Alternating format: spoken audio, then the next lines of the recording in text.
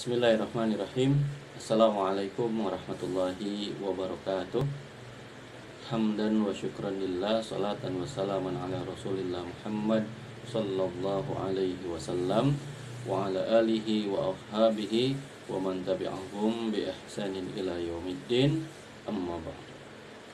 Ikhwani wa akhwati fillah rahimakumullah.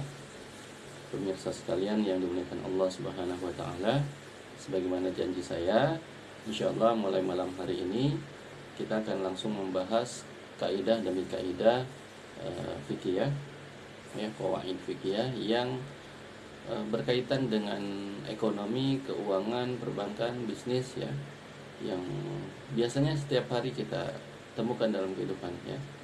Nah, ini diambil dari buku Profesor Dr. Muhammad Tahir Mansuri, judul aslinya Syariah Maxims on Financial Matters ya, dan diterjemahkan oleh Ustaz Dr. Henry Tanjung menjadi kaidah-kaidah fikih keuangan dan transaksi bisnis ya. Jadi insyaallah di malam hari ini kita akan langsung membahas kaidah yang pertama. Sebagaimana pada umumnya kebiasaan kitab-kitab fikih itu akan diawali dengan bab niat. Nah, dalam kaidah fikih juga demikian. Kita akan membahas peranan niat dan perbuatan hukumnya ya.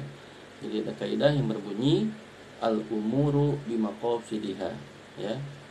Al-umuru bimaqasidiha. Jadi al-umuru bimaqasidiha artinya segala sesuatu didasarkan pada niatnya. Nah, kaidah ini didasarkan sebenarnya dengan hadis yang sangat terkenal, yang sangat masyhur. Hadis sahih ini biasanya dicantumkan oleh para ulama dalam tiap membahas bab niat ya. Hadis ini juga sangat luar biasa, menjadi selalu pembahasan yang paling mendasar. Ketika seseorang melakukan segala sesuatu, maka hal yang pertama diingatkan adalah niatnya ya.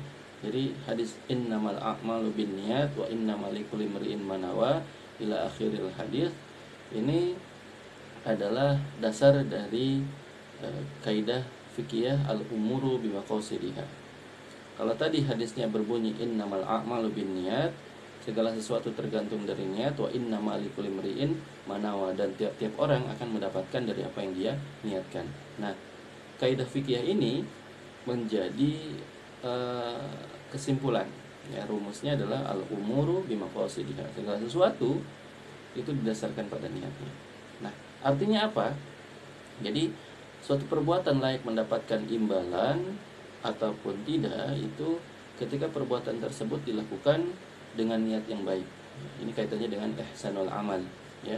Ihsanul amal itu ada dua syaratnya, niatnya memang benar-benar karena Allah Subhanahu wa taala, dan caranya sesuai dengan tuntunan Rasulullah sallallahu alaihi wasallam.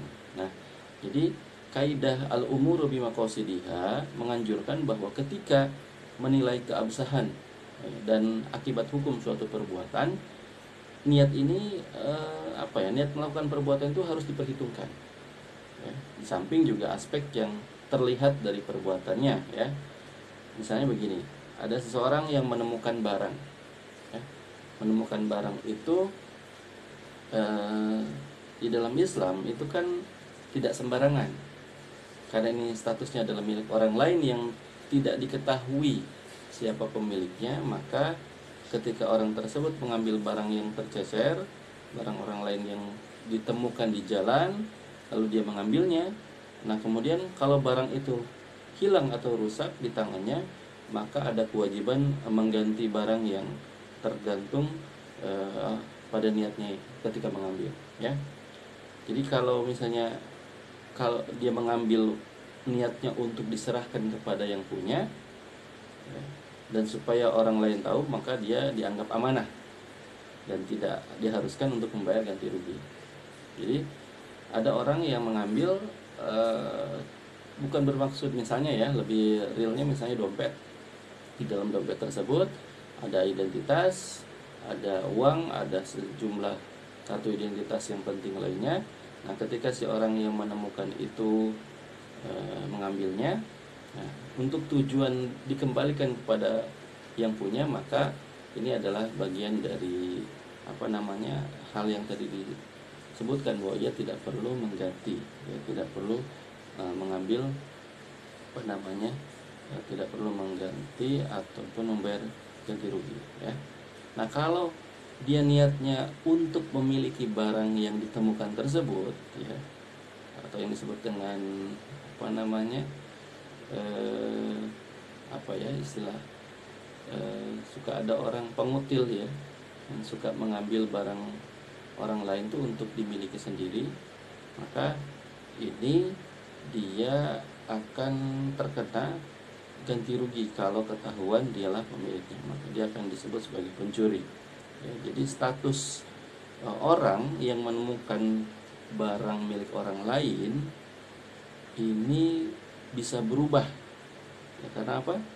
Menunjukkan bahwa karena niat itu statusnya bisa berubah dari orang yang dipercaya amanah berubah menjadi pencuri.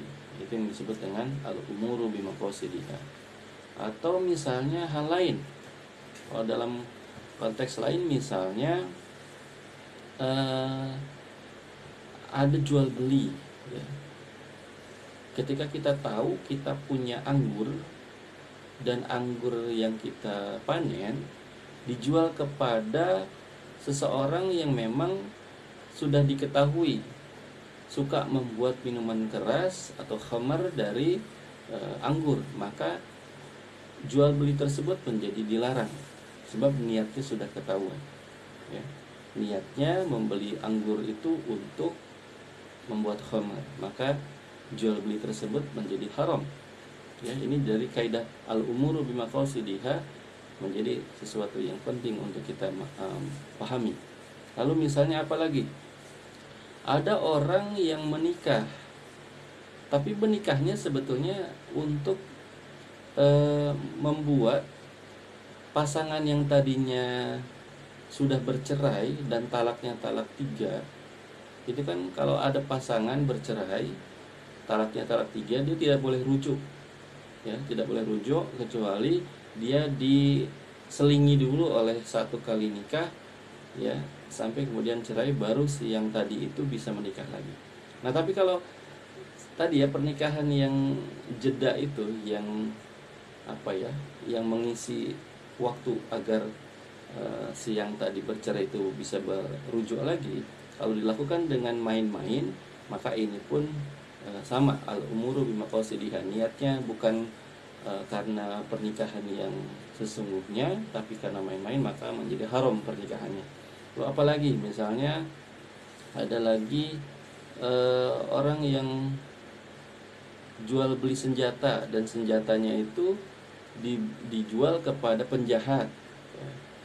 Itu juga tidak boleh. Makanya penjual itu harus paham ilmu, ya, fikih muamalah, qawaid fikih, sehingga dia bisa memberikan sesuatu perbuatan yang tetap dalam koridor Islam, ya.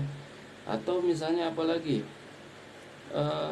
hadiah, ada orang yang ngasih hadiah, tapi sebetulnya hadiah itu agar si pemilik barang kemudian terhindar dari zakat mal yang harus ia keluarkan, maka hadiah tersebut pun menjadi haram untuk diterima oleh kita, sebab ini bagian dari upaya dia lari dari kewajiban berzakat, ya, zakat mal. Ini adalah hal-hal yang menjadi contoh dari penerapan kaidah al-umuru bimaqasidiha. Nah, mudah-mudahan satu kaidah ini bisa dipahami. Sampai bertemu dalam kaidah berikutnya, ya. Assalamualaikum warahmatullahi wabarakatuh.